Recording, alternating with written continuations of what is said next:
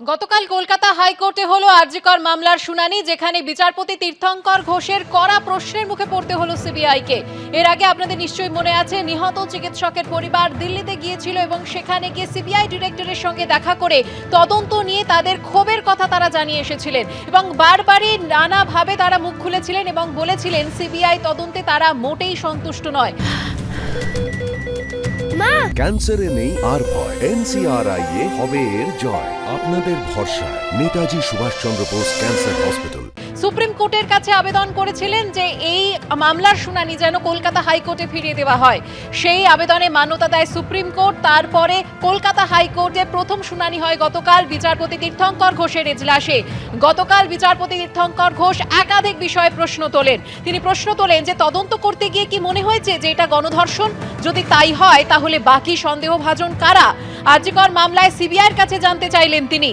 মেয়েকে খুন করাই উদ্দেশ্য ছিল, সিবিআইকে বোঝাতে পারেনি, ক্ষোভ প্রকাশ করে বললেন নিহত চিকিৎসকের মা। সিবিআইকে আমরা বারবার চেষ্টা করেও এটা বোঝাতে পারিনি যে এটা আমার মেয়ের যে প্রতিষ্ঠানিক খুন, এটা যে ধর্ষণের মোটিভ না, এটা যে তাকে খুন করাই তার মোটিভ। যে হসপিটালে যে ওষুধ জাল দুর্নীতি এসব সে জেনে ফেলেছিল এবং সে এত পেশেন্ট মারা যায় তার প্রতিবাদ করেছিল, তাকে তাই খুন করা হয়েছে। গতকালের শুনানির পর চিকিৎসক নেতা মানস কুমটা কি জানান শোনাবো আপনাদের। একটা এরকম নৃশংস হত্যাকাণ্ড, একটা প্রাতিষ্ঠানিক হত্যাকাণ্ড, একটা বিরলের মধ্যে বিরলতম ঘটনা, তার তদন্ত করছিল আমাদের 140 কোটি দেশের সর্বোচ্চ তদন্তকারী সংস্থা সিবিআই। তাদের প্রতি যে আজকে মহামান্য বিচারপতি যা প্রশ্নগুলো করলেন, ওগুলো প্রশ্ন নয়, ওগুলো এক একটা সত্যি কথা বলতে চপেটাঘাত।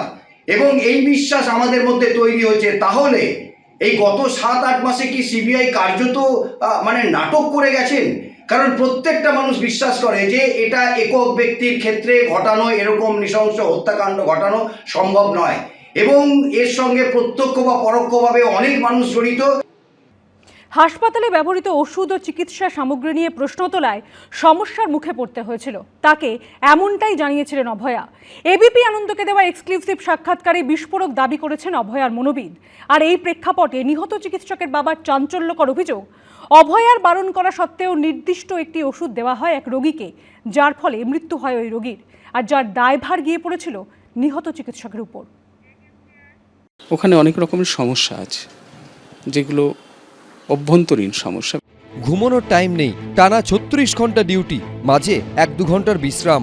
আরজিকর কাণ্ডের কয়েক মাস আগে চেম্বারে এসে অভয়া এমনটাই জানিয়েছিলেন বলে দাবি করেছেন তার মনোবিদ। তবে এখানেই শেষ নয়, সমস্যা আরও ছিল। যে সমস্যাগুলির প্রসঙ্গেই উঠে এসেছিল আরজিকর মেডিকেল কলেজের প্রাক্তন অধ্যক্ষ সন্দীপ ঘোষের নাম। ওখানে অনেক রকমের সমস্যা আছে, যেগুলো অভ্যন্তরীণ সমস্যা, ভিতরের সমস্যা। সেটা চিকিৎসা সংক্রান্ত, ওষুধ নিয়ে, ওষুধের জন্য, ওষুধ ছাড়া অন্যান্য যে চিকিৎসা সামগ্রী ব্যবহার হয় সেগুলোর গুণগত মান নিয়ে, সেগুলো নিয়ে আমাদের প্রশ্ন থাকে। তার ফলে আমরা খারাপ হয়ে যাই এবং এই কথাগুলো বলার ফলে আমাদেরকে নানান রকম সমস্যার মধ্যে দিয়ে যেতে হয়। এই সমস্যা যখন চলছে তখন কর্তৃপক্ষকে কেন জানালেন না তরুণী চিকিৎসক? মনোবিদ জানিয়েছেন, এই প্রশ্নের উত্তরেই তিনি অভয়ার মুখে প্রথমবার শোনেন সন্দীপ ঘোষের কথা।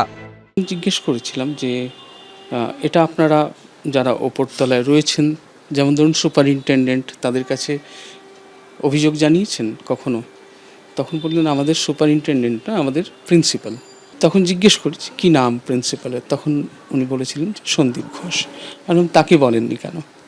তো তার বক্তব্য যে তিনিও তো এই পুরো বিষয়টা তিনি জানেন এবং তিনিও রয়েছেন বলেই আমরা মনে করি।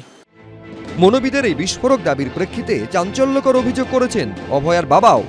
3-15 আগে একটা পেশেন্ট এই ওষুধের কেমিক্যাল রিয়াকশানে একটা পেশেন্ট মারা গেছিল, সেটা নিয়ে মেডিকেল বোর্ড হয়েছিল।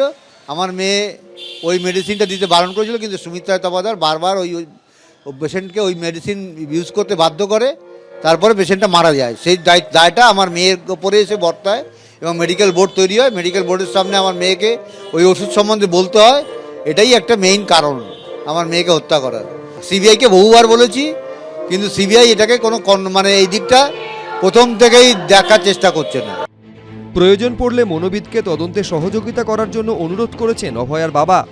তিনি আমাকে অনুরোধ করেন যে যদি আমরা আপনাকে অনুরোধ করি আদালতে বলার জন্য, যদি মনে করেন আমাদের আইনজীবী আপনি আসবেন।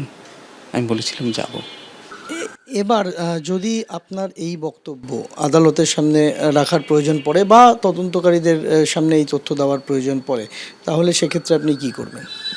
আমি যাব, যদি প্রয়োজন হয় নিশ্চয়ই যাব। যদি আমার এই অভিজ্ঞতা এই কেসের ক্ষেত্রে কোনোভাবে সুরাহা করতে সাহায্য করে নিশ্চয়ই যাব। এখন অভয়ার মনোবিদের একের পর এক বিস্ফোরক দাবি তদন্তের নতুন কোনো দিক খুলে দেয় কিনা সেদিকেই নজর সকলের।